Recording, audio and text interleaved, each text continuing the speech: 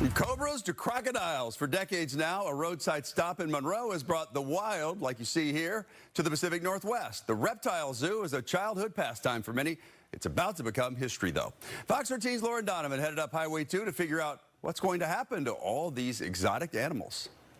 If anybody wants to touch Snake Eyes, just remember to sanitize before and after, okay? And then you can touch anywhere but his head.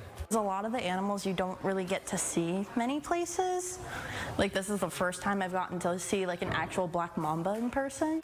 Little ones peep into Tank's awestruck, eye to eye with some of the most venomous vipers in the world. Adults holding their hands recall their first visits here. My first experience was actually coming here for my sibling's birthday. There's a thread connecting this lot. Curiosity, love of animals. Far from Florida swamplands or the tropics of Southeast Asia, they gather in the misty foothills of the Cascades to gawk at creatures you'll never see in these parts. Look how sharp his claws are. Odds are, if you grew up here in the Pacific Northwest, the reptile man came to your school, you came to the Reptile Zoo here in Monroe for a birthday party like I did in 4th grade. But after 30 long years in business, after becoming a local landmark, this place is closing. You know, this has been around for a long time. Nobody's been eating yet, so. On this Friday afternoon, Isaac Peterson finds himself exceptionally busy. Ever since word got out of the closure, there's been a surge in visitors. Where did you find this snake? The Monroe roadside attraction has become so packed, in fact, we had a hard time pulling him away for an interview. I have kids that come up like, I want to do what you're doing. I want to do what the reptile man is doing.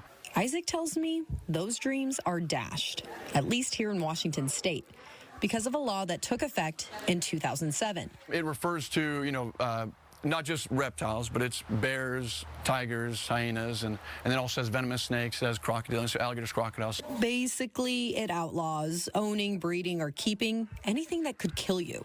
So if you had animals before 2007, you were grandfathered in. So there were a lot of people, that private collectors and people like us, that basically just stocked up. People like Isaac's father, who forged this business, known to most as the Reptile Man. But it did not apply to Isaac, who took things over in 2012. I can't do a zoo without without an alligator or crocodile.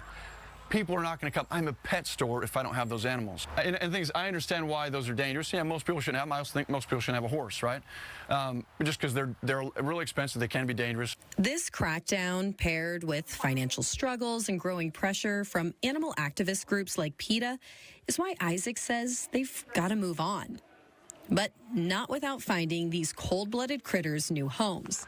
They're selling several of these exotics, but Isaac says legally they can't do it here in Washington. So they've got to look for buyers out of state. If we wanted to, we could bring the whole thing to Texas, where it's just, you know, they just allow you to have exotic animals. I would prefer not have to move to Texas, but if it comes down to it, and there's a bunch of animals we're left with, I'm not going to put animals down. Reporting in Monroe, Lauren Donovan, Fox 13 News. Well, that is good to hear. We'll be right back.